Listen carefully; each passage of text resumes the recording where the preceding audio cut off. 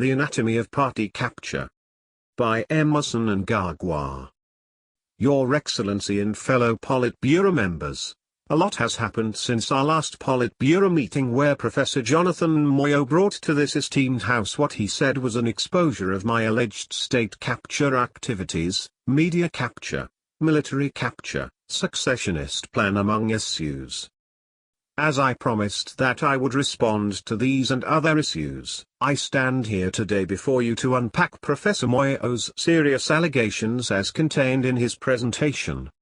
As you might all remember, I asked for a copy of Professor Moyo's presentation in order to prepare for my response, but it was never delivered to me for obvious reasons which I will now unravel. And thank God, the refusal to give me his presentation has only helped to show the man that is and what he seeks to achieve. My task was made easier by this man you see sitting here and whom I have said is CIA agent working to infiltrate and destroy our party. I can tell you, Your Excellency, the same presentation, including audio recordings of discussions of the last Politburo meeting done by Professor Moyo, were delivered to Western embassies by his right-hand man Edmund Kudzi, a man I shall talk about in detail later in my presentation.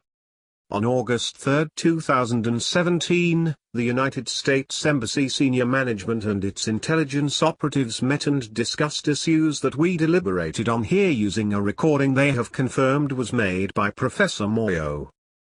This was well before he released the same presentation to the media, which he now claims was stolen from him when we all know that he is the one who leaked it. The same way he has been leaking sensitive government and party information to his handlers. His decision to distribute the proceedings of the meeting confirms who his handlers are and his not-so-hidden intentions insofar as his project to destroy ZANU-PF from within is concerned. If anyone doubted the source of previous leaks of Politburo and other high-level government meetings, here is the man. Whatever we are discussing in the party and government to push the country forward is easily being countered by our detractors using this charlatan. Your Excellency, if you needed confirmation that Professor Moyo is a CIA agent, just ask him how he managed to deceive everyone here to bring gadgets that recorded our meeting and send the same to Western embassies who have confirmed that the audio recording was handed over to them by Edmund Kudzi. There is more. On the 19th of August 2017 it emerged that Kudzi was the one behind the presentation made by Professor Moyo in our last Politburo meeting. I will quote from a story that was published by Newsday. Kudzi caused the Politburo video titled Mnangagwa Succession Plot Exposed by Jonathan Moyo, ZANU-PF Politburo Meeting, to be pulled down from social media site YouTube over alleged copyright infringement. The video, which was put up by One STTV, was pulled down after Kudzi, through his digital assets, Private Limited, claimed it had property rights over the production. Your video has been taken down. A claimant sent us a legal notice about their copyrighted content in your video. As a result, your video has been removed from YouTube, part of a notice on YouTube read. Equally astounding are the lies being created with regards to my poisoning. I can tell you with certainty that he is one who authored the report he presented to you over what he claimed happened in Masvingo during the late Shuvai Mahofa's funeral. What we now have is a situation where we have been compromised by Professor Moyo, who trades sensitive information to hostile governments. I want to refresh your memories and remind you that we grappled with the Baba Jakwa issue, and not surprisingly, the same people accused of being behind that project are the same people whom I can tell you not only recorded the Politburo meeting but gave it to Western governments. The question that I ask is, what else has been recorded and given to our enemies? When we do planning, are we sure that our enemies are not ahead of us? Professor Moyo, I challenge you to confirm or deny that you recorded us and gave information to Western embassies. Your Excellency, I put it to you that even American Ambassador Harry Thomas, and his colleagues can confirm what I have just said. Secondly, after Professor Moyo refused to give me a copy of his presentation, we now find in the same media which he claimed I had captured. Again I ask, who leaked that presentation to the media. Let me get deeper with my presentation. Your Excellency, I will give an overview of Professor Moyo's successionist project, in which characters like Dr. Gideon Gono, Dr. Emmerson Mnangagwa, Xavier Kassakiwe, to mention but a few, are actively participating while using my name as convenience to mask their plot. Although the above-mentioned trio have one thing in common, that is destroying ZANU-PF and tarnishing my image, their destinies are separate, as they all use the succession issue to achieve their objective. Professor Moyo has been luring Dr. Gono, telling him that they will make him the country's next president, and I can tell you that there was a picture which circulated in the media where Professor Moyo was standing together with former advisor to Morgan Tsvangirai, Dr. Alex Magaza and Kassakiwe at the Plot restaurant. Dr. Gono was also present, but he refused to be part of the picture crew, and this has been confirmed by Dr. Alex Magaza as well as his female companion, who is well known to Professor Moyo and who happened to have accompanied him for coffee at that restaurant. In return of the proposed Dr. Gono presidential bid, Professor Moyo then pressured Dr. Gono to use his influence as a shareholder in Associated Newspapers of Zimbabwe, ANZ, and pushed Daily News editor Hama Saburi to give the G40 project positive coverage. Added to that, on June 1, 2017, Professor Moyo here made a presentation at SAPES Trust, a haven for regime change programs, where he made insinuations to the effect that Dr. Sidney Sekamei was fit to succeed you. Two issues that emerge here are: by embarking on that route, Professor Moyo was openly talking about succession, which, as you have said, Your Excellency, is not debatable. He is yet to be censured for dabbling in that issue. By going to SAPES, whose owner Dr. Mnangagwa has been since late last year pushing for a National Transitional Authority, NTA, it effectively points towards a sinister joining of like minds between Professor Moyo and Dr. Mnangagwa. The idea then is to talk about succession outside the party domain and then smuggle it in, as is happening now. This brings us to the question, who are the real successionists in ZANU-PF? The real successionist is Professor Moyo, who is ably supported by Vice President Mfoko and Kassakiwe here. I ask VP Mfoko if he has ever given His Excellency minutes of the numerous meeting they hold at number 4 Coffee Road. Their aides can confirm spending loads of time waiting for these men to finish their meetings, which in most cases run into wee hours of the night. Ironically, they accuse me of clandestinely holding meetings and embarking on what they have christened a whisper campaign without providing any evidence to back their spurious allegations. To demonstrate that these men are vehemently opposed to your presidency, Your Excellency, these men spearheaded the negation of one center of power principle, which was a direct challenge to your leadership. It is a matter of public record that it was Dixon Mafios and Kassakiwe who pushed for the whittling of your powers, saying you should be elected at Congress. On January 9, 2017, Kassakiwe called for a commissariat management meeting here at the party headquarters, and members present at that meeting can testify that Kassakiwe here publicly said the one center of power principle was undemocratic. He vowed to fight it. And he fought it. To buttress his exasperation with the one center of power principle, Kassakiwe personally instructed his media henchman, Emmerson Mnangagwa of Newsday and Fungi Kwarambo of the Daily News respectively, to write stories attacking the principle as well my person. I shall deal with the Mnangagwa and Kwarambo issue in detail in this presentation. The following day Newsday had this headline, G40 hunts VP. Team Lacoste, while the Daily News ran a story under the headline ZANU-PF revolts against Mnangagwa. This is why we must look closely at Dr. Mnangagwa's NTA project. The NTA project being spearheaded by Dr. Mnangagwa and ably supported by Professor Moyo and Kassakiwe is the new regime change project, where a transitional government is forced onto the people of Zimbabwe outside electoral processes. These people have been selling the narrative that there is a leadership vacuum in Zimbabwe, citing your age and alleged incapacity to handle state affairs as reasons for urgent need to a so-called transitional government. A pointer is the SAPES Trust Convention held from June the 29th to the 30th 2017 here in Harare at Rainbow Towers under the theme Zimbabwe in Transition, Reform and Reconstruction. How can a SAPES trust that gave Professor Moyo a platform to talk about succession do any good to the country? How can a Zimbabwe with an able leadership as yours be said to be in transition? Professor Moyo has been consistent in his quest for succession before he joined ZANU-PF and now when he is a member of the party where he hobnobs with the likes of SAPES Trust and Chatham House. Is it not then clear who a successionist is?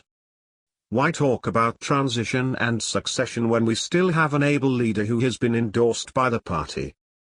This then takes me to the current problems being created through unmitigated and relentless lies by Professor Moyo and Kkasakuwe who are in fact successionists professing fake love for you. History which Professor Moyo is trying to rewrite is the best teacher in this regard. ZANU-PF's history is replete with cases of members who have sought to divide the party, but not since the entrance in 2000 of Professor Moyo has the party been confronted with the many threats to its survival as is the case now. Your Excellency and fellow Politburo members, the party today is faced with the case of two divisive individuals, Professor Moyo and Kkasakuwe, whose insatiable quest for power is a matter of public record. The two gentlemen in question have been relentless in their feverish pursuit for power as seen by previous and current actions which have rode on a divisive propaganda project whose thrust is to institute what they believe is regime evolution. I have seen in the media stories saying I would bring past articles that were authored by Professor Moyo in order to prove my innocence. You were very correct in those stories you fed to the media, but what you forgot to mention to those people is that Shiri ein Muriro Weo Heyurigi. You have been consistent in your pursuit for succession and I have been consistent in defending this man from your unrestrained successionist onslaught. Where your past articles spoke comprehensively about succession, your actions today are even more pronounced about this stern push for the same issue. Your SAPES Trust presentation is just but one of the many instances where your past articles prove today that your stance as seen by your past writings now gallantly manifests in the scary route you have taken today. Where consistency in the succession issue is the trademark of your politics, defending President Robert Mugabe is the underlying factor of my politics. So yes, I have brought those articles to prove your consistency in your pursuit for succession. I am now proving how you intend to achieve this succession issue that you hold dearly in your heart. In order to achieve this, Your Excellency and fellow Politburo members, these gentlemen have been working in cahoots with opposition formations, particularly the MDCT, and using my name as a decoy to hide their sinister project. They have also been using various strategies which I will unravel as I go further with my presentation. I will start with Professor Moyo. It is clear from his utterances before he joined ZANU-PF that Professor Moyo has harbored an agenda of destroying the party, whether from within, statements which have been attributed to him, or otherwise. These statements which have haunted his career as a ZANU-PF member are the same he sought to retract while officiating at the Zimbabwe National Editors Forum, ZINF. Annual General Meeting on January 23, 2015, but in the process exposing a more brutal analogy to his project. During the ZINF meeting, Moyo claimed that he had merely said ZANU-PF must be reformed from within. I will quote him. Now, if your uneducated mind translates reform as destruction, to hell with you. That is not my problem, and I want to repeat that very statement that the best way to reform ZANU-PF is from within. Come and join us. President and fellow Politburo members, I have been trying to understand how a party solid as ZANU-PF can at any given time be said to be in need of reform or be said to have been reformed. Perhaps Moyo can help me and others understand the import of that loaded statement. In my view, his article ZANU-PF, an introspection, Sunday Mail, August 7, 2011, where he identified, and I quote, at least 7 current and critical national questions, lays bare some critical insights into his so-called reform agenda. In that article, Moyo says some comrades in the nationalist movement in general and in ZANU-PF in particular seem to be afraid of change. What change, and who are some of these comrades that seem to be afraid of change, I ask? Change from what to what, if I may add? Which brings me back to my earlier location of Professor Moyo and Kkasakiuwe's links with the opposition MDCT. Together they have formed an alliance with their collaborators within the MDCT, and their thrust as the progressive elements they say they are is to remove the older generation surrounding you through means outside normal processes. Nelson Chamisa confided with one of his friends that their plan is to, among other things, cause the purge of the party's senior leadership, one by one, in order to create a free pathway for them to power. In Chamisa's own words, we need to deal with His Excellency in order to determine the future of ZANU-PF. While Professor Moyo has in recent times sought to attack my person, office, both in the party and in government through accusing me of embarking on what he calls state capture, it is him who is on the contrary doing exactly that which he is accusing me of. Evidence of his nefarious agenda is abundant, and today I stand here to expose him for who he really is and what he's been planning to do. I will make reference to his articles, statements, actions and other material that has been written elsewhere to buttress my point. In the same vein, I will bring to your attention the numerous incidences that he has confirmed that he is indeed working to destroy ZANU-PF, whether from within or from the outside. For instance, an article in the Telegraph by Paul Lord in Harare, 12:08 am GMT, the 6th of March 2005, when Moyo was planning to form what he called the Third Force, is a case in reference. The article runs thus, and I quote: As recently as 1999, Mr. Moyo was writing articles condemning the president. His uncanny propensity to shoot himself in the foot has become a national problem which needs urgent containment. Mr. Moyo wrote in one newspaper, "Does the president not realize that when he belittles universal issues such as basic human rights, he loses the moral high ground to his critics? The question is, has the Third Force project been abandoned?" My answer is a resounding no. The material is just too many to unravel one by one, but I refer you also to these 2 articles. Mugabe Must Go Now, Jonathan Moyo, published on March 7, 2011, and Mugabe Can Empty Stomach Defeat, published on April 11, 2008. I will further illustrate in this presentation that it is this cabal that initiated the succession debate in the media in their feverish pursuit of their diabolical plan to eliminate by all means possible their perceived challenges. Far from supporting you, Your Excellency, and the party, they have feigned loyalty by using your name to cause chaos, confusion and anarchy within the party and in the country as a whole. Here is a simple example of how they have transported their anarchist tendencies to key institutions in the country. In a discussion with a senior member of the Zimbabwe Power Company, ZPC, on July 5, 2017, Dr. Daniel Shumba, one of their allies, revealed the Professor Moyo and Kkasakiuwe power grab plan. Dr. Shumba openly bragged to the ZPC official that they are supporting you for their own convenience. This is what Dr. Shumba said. "We are not stupid to support a 94-year-old to contest the presidential election. Your Excellency, I thought the party made a decision to support your candidature in order for you to serve the people." In light of the above, it is also important to trace Professor Moyo's history insofar as his resentment of our beloved party and your presidency is concerned. In order to do that, let me first take stock of his time at the University of Zimbabwe, where President Robert Mugabe and ZANU-PF were subjected to a torrent of diatribes by Professor Moyo. It is an inescapable reality that Professor Moyo has been an ardent critic of you, Your Excellency, when he was at the University of Zimbabwe and after. but that he temporarily stopped his acerbic vitriol when he joined the Constitutional Commission in 2000 and subsequently government cannot in any way exonerate him from his past misdemeanors. This is because his past, present and even future activities as a sworn President Mugabe and ZANU-PF critic supplies an embarrassment of riches which helps us understand the regime change agenda project, especially in the context of party infiltration and insurgency that he has been pursuing. While it is common knowledge that Moyo has been against your leadership in particular and ZANU-PF in general, let me refresh your memories by highlighting that he has feverishly sought to destroy the liberation struggle history by constantly attacking stalwarts of the struggle in the recent past.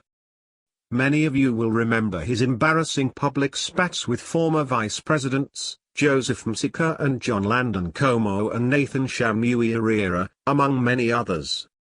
Your Excellency, these three great men are veterans of the struggle, and it is not surprising today that we sit here again, seized with the same matter of the same Jonathan Moyo, whose blatant disregard of that critical sector of our history is known to all of us.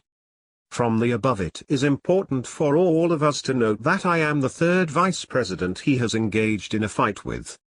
That alone tells a lot about his disdain for the country's leadership. I am Your Excellency therefore compelled to come to the conclusion that in Jonathan Moyo we have a man who is frantically trying to create a new narrative for the country through his resentment for war veterans and the party itself. In Jonathan Moyo we have a man who has tried unsuccessfully to erase from our and people's memories the history of liberation struggle which has been the glue that has bound us together. It is imperative for you to note that in November 2012, the United States Embassy Public Affairs section held a presentation where a collection of articles authored by former American Ambassador to Harare Charles Ray were translated to Shona. Titled Kwanendandiko Kwakanyanya Kuka Shokudarika Kwanobva, the collection was aimed at rubbishing the country war of liberation among other issues. Perhaps this where the resentment of Jonathan Moyo's hatred of our history of the struggle comes from, given his not-so-hidden links with the Americans. And below is an article published by Mail and Guardian which brings to the fore the point I am making about his fights, which should be seen in the light of his so-called reform agenda and his attempt to rubbish the liberation struggle. Moyo burns his fingers.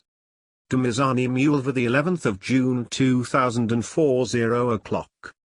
Zimbabwean President Robert Mugabe's propaganda chief Jonathan Moyo was stopped in his tracks by the old guard of the ruling ZANU-PF when he tried to elbow his way into the top echelons of political power.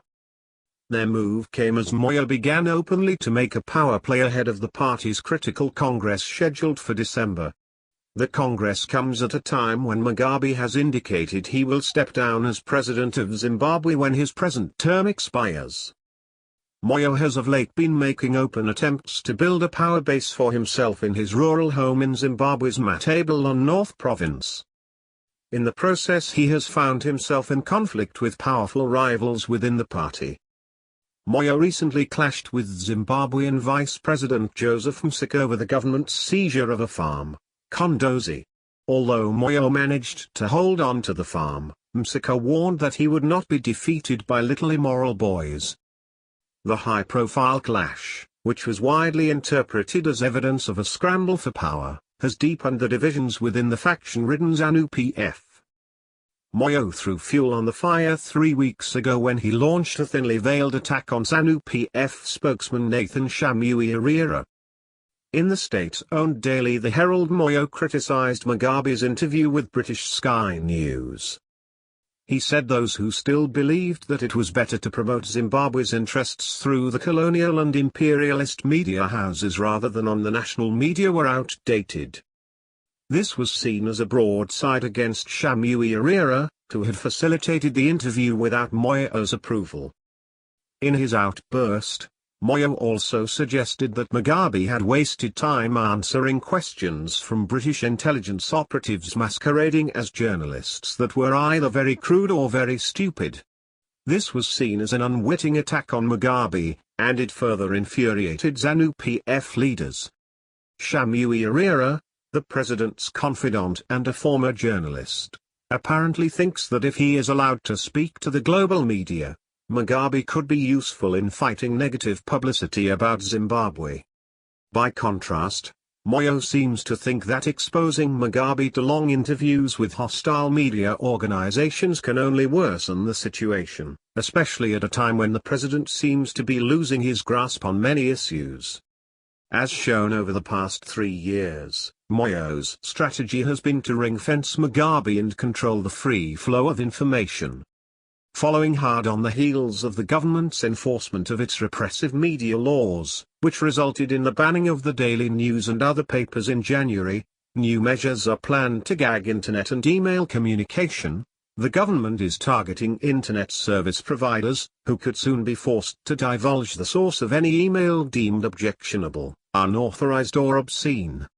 The new regulations mean that internet service providers will have to sign a contract agreeing to cooperate with the authorities in tracing the sources of offensive emails. It forbids the service providers to undertake any anti-national activities.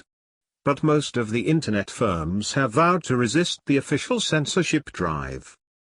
The clash between Moyo and Shamuirira sparked a series of events that appears to have led to Moyo's isolation. It is understood that the attack on Shamuirira forced ZANU-PF chairperson John Como to complain in his weekly column in the party newspaper Mouthpiece, The Voice, of lack of discipline and insubordination. Moyo was seen as the target. Matters came to a head last week when Como was openly slammed in the Herald by war veterans over the current tussles over land and farms. War veteran leader Joseph Chinotimbu attacked Como over the issue. Angered by the rising trend of attacks on senior party officials, ZANU-PF bigwigs closed ranks and confronted Moyo during the Politburo meeting. Insiders say Shamuirira tabled the issue before luminaries such as Msika, while retired General Solomon Mujeru, widely seen as the ZANU-PF kingmaker, led the assault on Moyo and other undisciplined cadres. ZANU-PF sources say the attack in the Politburo has left Moyo weakened and isolated. After the Politburo meeting, Como wrote another column that insisted that party members need to respect hierarchy. Moyo's situation was worsened by Mugabe's statement, last week, that party officials who have been unprocedurally nominated as ZANU-PF candidates for next year's general election will be rejected. Moyo is one of those. His supporters in Matable and North recently claimed he had been nominated by consensus in a move seen as an attempt to help him avoid internal primary elections. ZANU-PF big shots are said to be plotting to block Moyo in the primaries to ensure that he remains a powerless appointed MP. However, observers say that, despite the setbacks, Moyo is not finished yet, as Mugabe still needs his services as a spin doctor. Curiously, the author of the above-quoted article Damizani Mulia, is now Jonathan Moyo's staunch ally. Let me also make references to some damning statements he has made about you so that you get an appreciation of the gravity of the issues I have raised here. We are a young, dynamic society led by an old stagnant clique, Professor Jonathan Moyo. He is without compassions, Mugabe, maybe because he is now too old, too tired and not in the best of health. Jonathan Moyo. Your Excellency, I get befuddled when personalities like Jonathan Moyo then come to us pretending to love you more than anyone else who has been with you through thick and thin. I call it fake affection for you and for the party. Pure grandstanding. You will also recall how difficult things were for the party when we had our annual gathering in 2007 and the role that I played in bringing order and to push for your endorsement. This is what Jonathan Moyo wrote in 2007 about you participating in any national election. The simple truth is that Mugabe has no national reason to seek re-election, and that ZANU-PF is being particularly irresponsible by allowing him to do that in this disgraceful manner. When you, Your Excellency, spoke to thank the people that had endorsed you at the 2007 Congress, Jonathan Moyo accused you of putting up what he described as pathetic performance. He also added that fair-minded Zimbabweans in and outside ZANU-PF who had or still have a soft spot for him for one reason or another did not know whether to laugh or cry. A statement taken from Dambudza Machara's House of Hunger. He is the same Jonathan Moyo who has accused you of speaking in a cranky voice, uninspiring and representing an unhappy past. By making the gory insinuation that you represent what he believes is an unhappy past, Jonathan Moyo is in fact confirming what we are seeing today, which is his resentment of veterans of the struggle, ZANU-PF and even Command Agriculture Program, from which he has made disparaging remarks. It is ironic that his current criticism of government programs is in tandem with his past attacks on your person and ZANU-PF.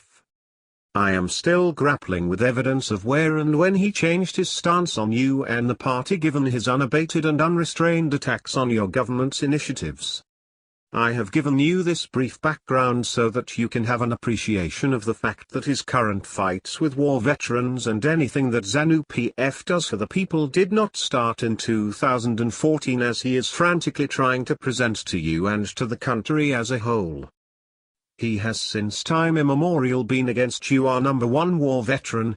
He has been against past vice presidents and now he is against current war veterans, but in his wisdom or lack of it he accuses me of using war veterans to turn against you when he is the one who has been doing the same with reckless abandon. It is paramount that we look at his current fight with anyone who loves you in order for him to create a wedge between us loyalists and him, a divisionist. We should also be aware that the West's strategy to destroy ZANU-PF revolves around a clearly laid out strategy by the name of Operation Shumba, Annexure 1. And Jonathan Moyo has been doing just that, picking up a fight with anyone and everyone who truly loves you and our party ZANU-PF. Since Professor Moyo joined mainstream politics in 2000, he has always viewed and portrayed his opinion as the national interest when the opposite is true. As I get deeper with my presentation, it is imperative that we all pay attention to his use, should I say abuse, of media practitioners in his quest to undermine your authority. I will present my case thus. Militia groups. Not only has Professor Moyo and Kkasakiwe created parallel structures, they have gone on to form shadowy groups of thugs who unleash violence with a view to not only tarnish my person but to further their nefarious agenda.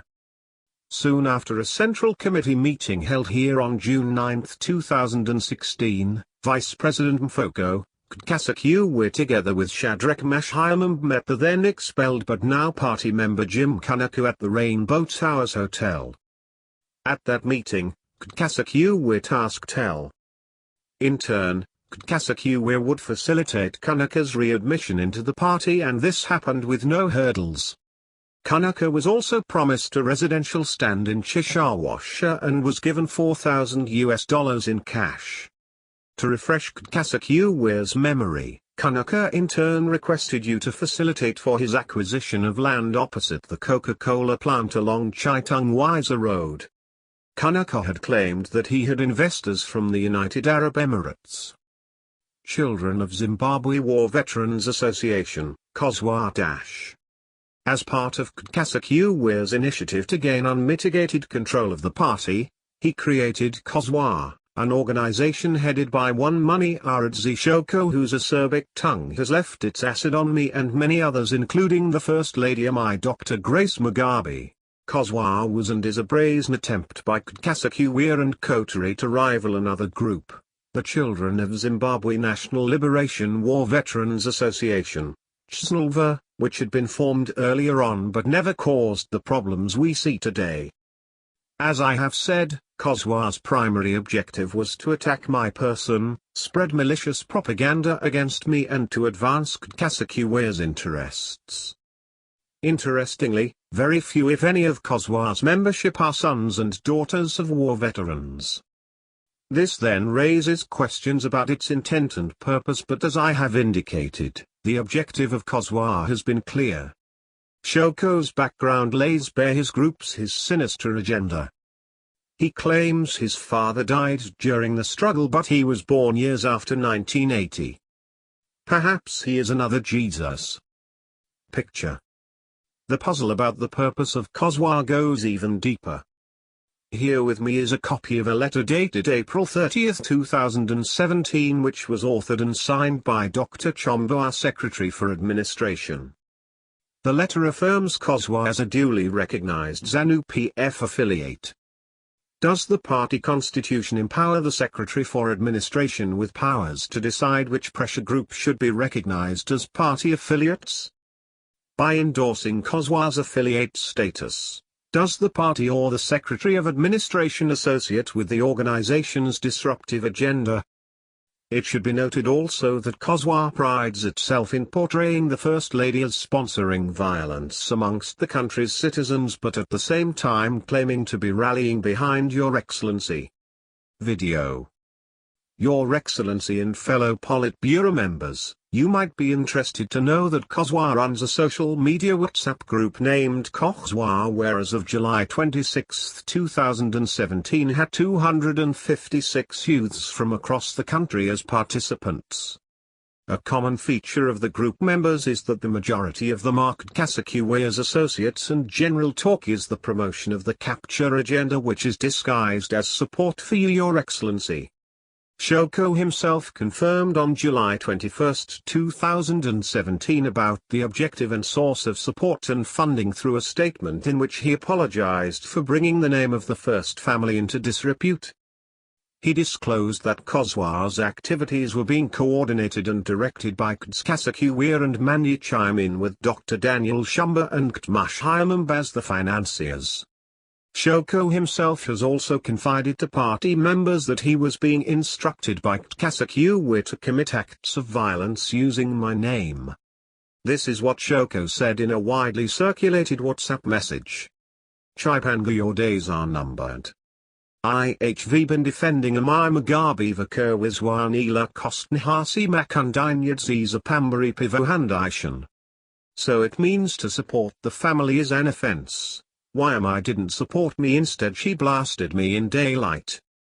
But Amai Mugabe Musa Kangan Kuti Makanga Muses a Diwadi Pasina Enik Vakasekuwe, Jonathan Moyo Nhasi Munga Di Murikatoras Vmatoran Hasi as Vihasvina has Vamos Vandazad Zamis and Dan Guerrero Ndikazo Ziva Kutis Vmanditan Hasi Handis Irene Indigo Wamatira, Vanu Vakar Wandavarik Munish Handiza Manu Kunj Kondom Momusia Momuyanika Pakana Kuti Adinimaka, Emi Mosvita Manu Akanaka. Karnad Ziridzo Politics Stacho Handishan. Zvakwandan Dichas Vitora next week Kuti Vanu Nikayas Iziv Kuti Manu Akapandiyani. Ndininda Daro. 07750899990. Maniaradzialek Shoko. Professor Moyo and Kasekuwe here can confirm that soon after the Lupane Youth Interface rally on July 21, 2017, that they held a meeting at Kasekuwe's residence where they deliberated on several strategies with regards to their association with COSWA. That meeting ended around 4 a.m. on July 22, 2017. Nihanda Radio middle of story. One of the strategies was to lie that I bought Ktudzane Chipanga a car and a house, and that I had recruited him, Chipanga, to turn against the first family.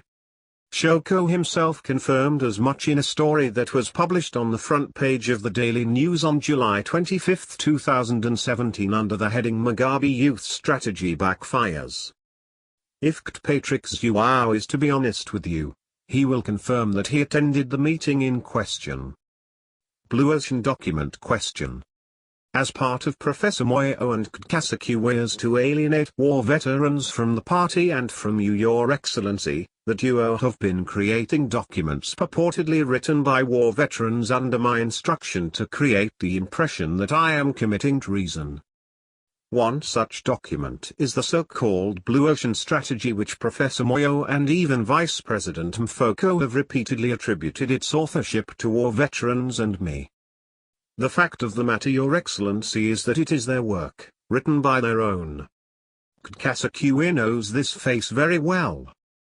This is Kozwa member Chamunowa Shumbahuian Kasakuwea knows that this man is the author of the Blue Ocean document, but our political commissar here conveniently wants everyone to believe that this paper is the work of the so-called Lacoste faction. Media. Central to Moyo's efforts to destroy ZANU-PF from within has been his deliberate efforts to capture the media for his own ends. Unbeknown to many of you here, Moyo's well-calculated media onslaught has not started now, as I shall illustrate. Soon after being appointed as Minister of Information, he established the Information Media Panel of Inquiry, IMPI, which was basically a government-funded vehicle to endear himself with the media, which he had crossed paths with during his previous stint as Minister of Information, in order to conduct his so-called reform agenda in ZANU-PF. I was surprised the other day when he accused me of capturing the state media. Is it not a coincidence that the same personnel which he used to abuse me when he was the Minister for Information, Publicity and Broadcasting Services are the very people he now accuses me of capturing? Your Excellency, those boys and girls have a story to tell. If we are not careful, we will wake up one day with no ZANU-PF to talk of. Unfortunate as it is, I will have the indulgence to mention names here because that is what he is doing. The two main agents Moyo has been using in his media propaganda are Edmund Kudzi and Mduduzi Matthew Thew. The only relationship that exists among the three is their mutual hatred of ZANU-PF. For the record, the two were the primary compilers of the presentation that was made the other day, here in Harare and at Holiday Inn Hotel, Bulawayo. This is, however, besides the point. But my question is, are we to believe that these three gentlemen, whose lifelong commitment to the destruction of ZANU-PF and pure hatred for the First Family, have become the party's saviors? Edmund Kudzi. For those who were working in the security ministries in the run-up and after the 2013 harmonized elections, you know Edmund Kudzi very well. The country's security agencies proved that he was the Baba Jakwa, whose cyber-terrorist activities against ZANU-PF were well documented. It is a fact that his prosecution hit a dead wall after the United States Department of Homeland Security refused access to vital information to the team that was sent to Washington led by Assistant Commissioner Crispin Makidenge. The Americans knew that such information would have exposed Moyo for what he is, Baba Jakwa. It is a fact that the same Edmund Kudzi had shown his dislike of ZANU-PF and the First Family for a long time. The 7th of August 2008, he described the president as a tyrant. To quote him, he said that they say Mugabe is a dictator. Yes, he is. Mugabe commits gross human rights abuses. Yes, he does. Mugabe stole the election. Yes, he did. He has presided over an economic collapse. Yes, he has. The man is indeed a tyrant. I am ardently opposed to Mugabe and his cronies. What I will not do though is to allow my hatred to allow me to believe Western propaganda. That Mugabe is a dictator is beyond question, so I won't waste my time trying to prove that. What concerns me though is the West's hypocritical statements and double standards. They say Mugabe is a dictator. Yes, he is. Mugabe commits gross human rights abuses. Yes, he does. Mugabe stole the election. Yes, he did. He has presided over an economic collapse. Yes, he has. The man is indeed a tyrant.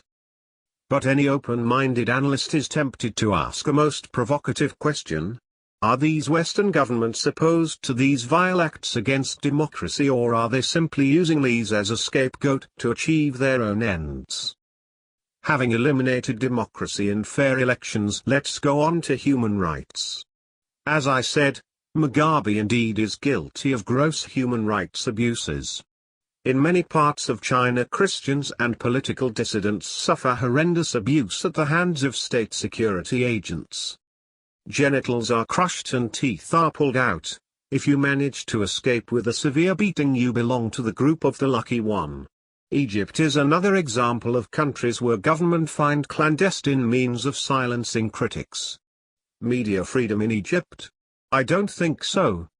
How about the thousands of civilian Palestinians who have been maimed and killed at the hands of the Israeli army? Sorry, those lives are expendable. Surely Britain should make a statement on all these serious cases of disregard for human rights. Okay, maybe human rights aren't so important. What else is Mugabe guilty of? Presiding over an economic collapse. Well, Mugabe is not the first. The West actively supported Mobutu whilst he plundered Zaire and brought the country to its knees.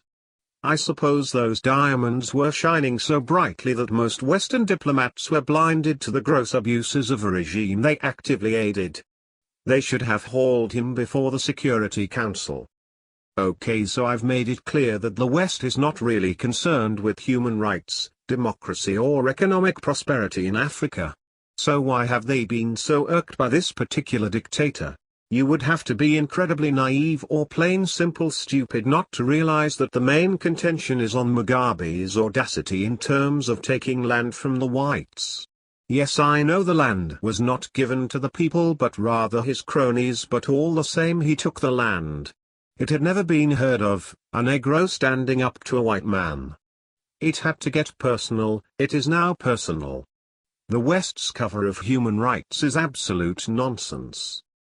He is the same Edmund Cudzey, who in 2010, wrote a story that was posted on the website which he ran, The African Aristocrat, alleging that, Bona, the president's only daughter had been gang-raped by a group of Tanzanian students. Although the website, The African Aristocrat has now been pulled down, his footprints in his previous life are still visible in cyberspace. Despite not having a journalism qualification, the same Cudzey was rewarded for his exploits by Moyo by being appointed as the editor of the Sunday Mail to push his agenda of destroying ZANU. Zimbabwe Sunday Mail editor Edmund Cudzey arrives in court in handcuffs on Saturday the 21st of June 2014 in Harare. Photo New Zimbabwe. Mduduzi Matthew, who penned the article titled, Mugabe's Secret Craving to Live Forever, Devastating NewZimbabwe.com investigation shows Mugabe wants to rule forever by keeping a young image. The article partly reads, President Robert Mugabe turns 80 next year, but there is nothing that distinguishes him from a 12-year-old boy, except for his physical stature. He is a man in denial who has married a woman 35 years his junior and still claims to be an old young man. But there is something more disturbing about Mugabe's attempts to halt time. At his age, he should have at least a patch of grey hair, just like his nationalist colleagues from the African struggle against colonialism in the middle of the last century, Nelson Mandela, the late Walter Sisulu, Sam Nujoma and others. But Mugabe has sought to define age by permanently keeping the barber busy with constant dyeing of his hair to look younger. He has also found love at a very late age with his former secretary, Grace Marafu, and had his last child in the last decade. With the aid of psychiatrists and hairdressers, a NewZimbabwe.com investigation this week sought to unravel the mind of Mugabe GD, establish the source of his desire to create and keep a young image. We found a man who is locked in a fear of death and craves to rule forever. Indeed, that first sign of grey can be upsetting, Thomson Pritchard, a practicing psychiatrist in South Wales, said. A coarse, unruly strand that seems to have its own mind, it usually appears around one's early 30s. The anxiety comes not from what it is, but what it represents, the inevitable. With his rule seemingly under threat from the opposition amid converging international contempt for his administration, Pritchard said it was important for Mugabe to maintain that image. He said it mitigates against the full-blown perceptions of his critics who could easily seize on his greying hair to caricature him as a man determined to die in power. And true to the statement, Mugabe is today a man ridiculed even by people whose knowledge of politics is as scarce as a trace of grey in his hair. There is no obvious link here, but the sheer fact that Mugabe is a man on the verge of the end of his political career still walking around with dark hair makes him a target for the satirists and political opponents. Moyo has also enlisted the services of a core group of journalists in the private media, who are doing his hatchet job. Is it a coincidence that in a country with more than 200 journalists, the Mnangagwa's alleged secessionist tendencies are mainly written by 3 journalists from 3 media houses, with all the 3 associated Professor Moyo? An analysis of the media articles on the so-called succession reveals some interesting trends. The majority of these articles are written by known Moyo acolytes, namely, Xolizan Incube and Emmerson Mnangagwa from the Newsday, as well as Fungi Kwarambu of the Daily News. Since when has the private media become ZANU-PF's savior? Some of the stories the trio have exclusively written include the following. Mugabe ouster plot thickens, July 23, 2017, Emmerson Mnangagwa and Xolizan Incube, The Standard. Tyson fumes over picture, July 9, 2017, Emmerson Mnangagwa, The Standard. Professor Moyo Savage's Gen Chiwinga, ed., July 2, 2017, Emmerson Mnangagwa, The Standard. The Big Interview, Professor Moyo Savage's General Chiwinga, July 2, 2017, Emmerson Mnangagwa, The Standard. Command Agriculture Theos Im's own version of state capture, July 2, 2017, Abaymaneiti, The Standard. VP Mnangagwa Project Bombshell, June 25, 2017, Emmerson Mnangagwa, The Standard. ZANU-PF full of idiots, Zhu Wow, May 14, 2017, Abaymaneiti and Xolizan Incube, The Standard. Mnangagwa's $500 million scheme raises eyebrows, March 19, 2017, Xolizan Incube and Abaymaneiti, The Standard. Mugabe's 5 likely successors, March 12, 2017, Xolizan Incube, The Standard. Mnangagwa faces acid test, February 12, 2017, Emmerson Mnangagwa, The Standard. Why I Won't Support Mnangagwa, Moyo, January 22, 2017, Emmerson Mnangagwa, The Standard. Mnangagwa boss mug saga deepens, January 8, 2017, Emmerson Mnangagwa, The Standard. VP Mnangagwa suffers huge blow, December 18, 2016, Emmerson Mnangagwa, The Standard. Mnangagwa gets taste of own medicine, December 11, 2016, Xolizan Incube, The Standard. Mugabe succession in dramatic twist, December 4, 2016, Xolizan Incube, The Standard. Mugabe's nephew mauls VP, December 4, 2016, Xolizan Incube, The Standard. Mugabe Savage's Crown Minister, November 16, 2016, Xolizan Incube, The Standard. Mnangagwa ally in motorbikes scandal, November 9, 2016, Emmerson Mnangagwa, The Standard. Costco's multi-million-dollar Singapore deal stinks, November 9, 2016, Emmerson Mnangagwa, The Standard. ZANU-PF opens probe on Moyo claims, October 24, 2016, Xolizan Incube, The Standard. Mnangagwa embroiled into Mnangagwa, October 17, 2016, Xolizan Incube, The Standard. Professor Moyo probe takes new twist, October 17, 2016, Emmerson Mnangagwa, The Standard. Professor Moyo case shocking details, October 9, 2016, Xolizan Incube, The Standard. Mnangagwa's job hangs by a thread, October 3, 2016, Xolizan Incube, The Standard. Mugabe, war vets fight opens can of worms, August 7, 2016, Xolizan Incube, The Standard. Their approach is simple. They attack me, but are even more devastating in their attack of the First Lady, which brings the question, are they sincere when they claim to love you? Mugabe probe, shocking details, June 18, 2017, Solizani Cube, The Standard. ZANU PF Commissar, Saviour Kassaqiu wears poisoned chalice, April 30, 2017, Solizani Cube, The Standard.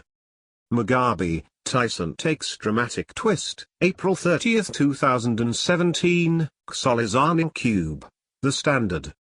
Why Mift Mugabe wants Tyson out, April 9, 2017, Solizani Cube, The Standard. Demos, petitions, expulsions, Grace's weapons of choice, April 2, 2017, Solizani Cube, The Standard. Grace's VP bid backfires, April 2, 2017, Solizani Cube, The Standard. Grace Mugabe, Moyo war explosive details, March 26, 2017, Emmerson Mnangagwa, The Standard. Plot, intrigue, how Grace Mugabe fell out with Sandy Moyo, Mahoka, March 26, 2017, Emmerson Mnangagwa, The Standard. Mugabe Springs surprise, December 25, 2016, Emmerson Mnangagwa, The Standard. Grace dumps G40, October 30, 2016, Solizani Cube, The Standard. Unmasking Saviour Kassaqiu. Your Excellency and fellow Politburo members, a lot of things that many of you are not aware of are happening behind the scenes, but as I have done before, I will commit to defending the party and the country from foreign interference. Kassaqiu purports to be rallying behind you, but behind that facade is a sinister objective designed to return the country to our enemies. I can tell you here and now that Kassaqiu is an active participant in the regime change agenda project. Here is why. There is a person called Karl Skor, and this person is a former charge d'affaires at the European Union delegation to Zimbabwe. His current designation is alternate representative of Sweden to the United Nations. Those in the security cluster know that this gentleman works with the United States and the British on a regime change project code-named.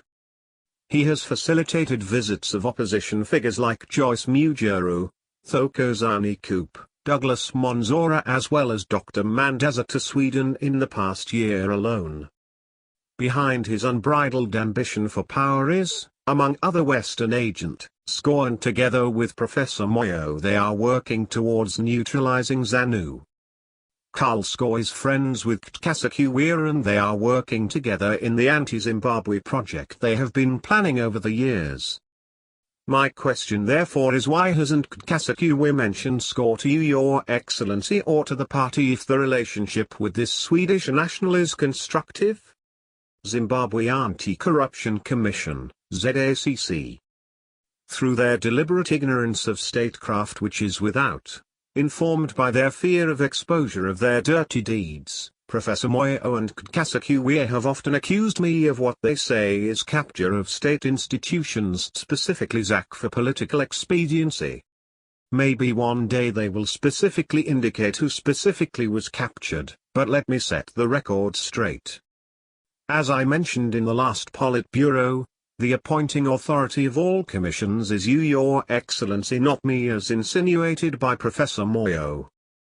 The pool of names to be considered for appointment is considered and dealt by Parliament, so where do I come in their appointment? In fact, it is a matter of public record that prior to the appointment of the ZACC Commission, Kassaqiu here approached anyone who cared to listen, including the first family, claiming that I was lobbying for my so-called cronies to be appointed as commissioners. The names that Professor Moyo and Kassaqiu constantly mentioned were those of Farai Mnangagwa, now Mrs. Chinyani, and Goodson Guni. How the duo came to be called my cronies only Professor Moyo and Kassaqiu know. After they failed to block the appointments, Professor Moyo, in his futile bid to stop the investigation into his alleged misuse of funds at ZIMF, then tried to play the tribal card, accusing me of being tribal. Who exactly was appointed on tribal grounds, if I may want to ask? In Shona they say Kavanduka Chati Kwatahunj Unkacharika? Why is it that Zach of all the commissions, has attracted their most attention? It is common cause that his tirade against Zach is because of the commission's investigation of the Zimdf issue. In his small mind, everyone else except himself must be investigated for corruption. Professor Moyo has used very opportunity to tell all and sundry that he is clean and their Zach investigation of Zimdf is a witch hunt. If that is the case, why would you go to all lengths to ensure that Zach does not conclude its case, including attempts at bribing the very Zach commissioners who you claim are my allies? Picture, Paula's restaurant. If there was no case to be answered, why is it that there was an offer to Nguni to drop Moyo's case in return for money and protection? The National Commissar here, on January 4, 2017, invited Nguni for lunch at Paula's restaurant at corner Samarimikal Avenue and Glenara Road. Nguni was brought to the venue of the meeting by Minister Makosini Longwain, who was acting on the instructions of Kasakuwe here. I challenged Kasakuwe to confirm that he offered Nguni $20,000 which was dangled by one of your colleagues at the meeting, including real estate in Borrowdale. Why go to such lengths if your hands are clean? You also offered him protection, claiming that Mnangagwa would not provide him the same. Protection from what? If this is not corruption and institution capture of the highest order, then the word might have changed meaning. Let us all remember here that Professor Moyo himself admitted on October 9, 2016 that he had indeed stolen Zimdf money. I will quote what he said on Twitter. You can say what you want, but I would be a Robin Hood than a cruel tribalist, murderer and UN-identified cross-border thief. One of your media runners, Xolizani Cube, was paid $9,000 from Zimdf. Maybe you know better what the money was for. Xolizani has been everywhere, including visiting some of the commissioners' rural homes asking their relatives to plead on his behalf. All this for being done by people proclaiming innocence? In the same vein, I will draw your attention to an article published in Newsday on August 1, 2017, in which Zach investigators were quoted as saying they were fed up with Vice President Mfoko's continued interference into their operations. I will quote the Newsday report in part. Zach chairperson Job Wabira yesterday told members of the Parliamentary Portfolio Committee on Defence that the biggest culprit in interfering with their operations was Mfoko.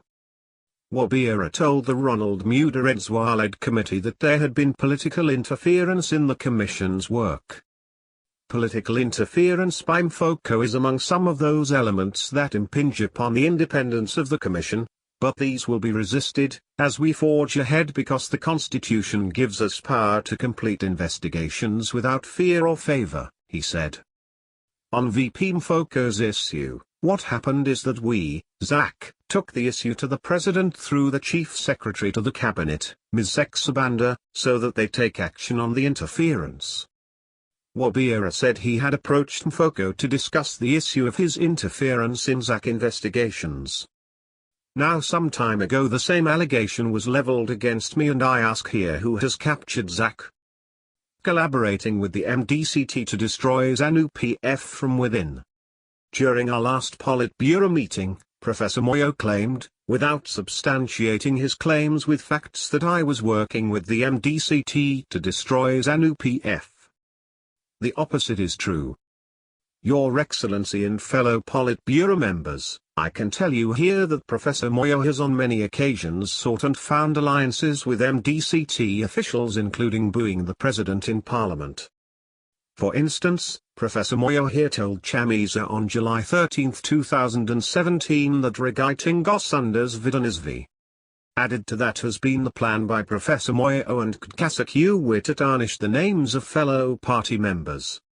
Many will recall the issue that was raised by Mabukutafari, member of the House of Assembly James Maridadi, in March 16, 2017 regarding the alleged collusion between some Chinese businessmen and unnamed ZANU-PF members to smuggle blanket-making material into the country. it was Kasakuwir and Mashayamam who had fed Maridadi with the lies concerning the alleged smuggling racket. Mahoko, if she is honest, can testify this. She was there when Mashayamam was instructing Maridadi and told him to contact Kasakuwir for more information. Dr. Chombo and Kdmapfumira will be interested to know that behind his purported solidarity with you, the National Commissar is behind the claims by the opposition that you are corrupt. To him, you are. It was Kasakuwir who told of your purported involvement in the smuggling scam. The National Commissar here is in fact the one actively propping up the opposition. Just recently, specifically on the 28th of June 2017, Kasakuwir here met Okozani Kip and former Deputy Mayor of Bulawayo, Banda, who you promised to reinstate despite the fact that a commission of inquiry found him guilty of corruption. So who is adding the opposition? Banda has indicated that you demanded $30,000 to set him free. Destroying the army and the war veterans. Cognizant of the fact that the army remains a vital cog in protecting the system from undue and continued pressures from all over, it is important for you, Your Excellency, to note that the duo of Professor Moyo and Kasakuwir have made concerted efforts to control that vital sector of our security. It is not a secret that since the turn of the millennium, the West has been trying to weaken our institutions, in particular the security through the so-called security sector reform agenda. Your Excellency, what is emerging now is shocking. The same security sector reforms that we have studiously resisted over the past 2 decades are now being championed by the likes of Professor Moyo under the guise that members of the security are interfering in ZANU-PF political affairs. We need to be wary of such treacherous calls. It is a fact that Professor Moyo has been boasting to his colleagues and handlers that he has managed to put the army in their position, whatever that means. He told his handlers that he managed to deceive the Central Intelligence Organization, CIO, into telling you, Your Excellency, that the army wanted to commit a coup when he knows truly well that all these are lies and fabrications. Their plan has revolved around systematically eliminating the war veteran element within the military establishment, since they are aware of the unbreakable bond that exists between the army and ZANU-PF. The very people who have stood with the president since the Liberation War days are the ones now being accused by those who deserted of orchestrating a coup d'état against the very person they have loyally served for over 4 decades. In 2008, it is the same Moyo here who was attacking the army generals and the rest of the security sector for their role, including campaigning for the 27th of June presidential election runoff. Now he pretends to be the chief loyalist, leading the charge against senior army officers, who he berated for sustaining ZANU-PF rule. What is very disturbing is that, being tribal as he is, his campaign is targeted at senior army officers mainly from Manicaland, Masvingo and Midlands provinces, who he perceives to be supporting me.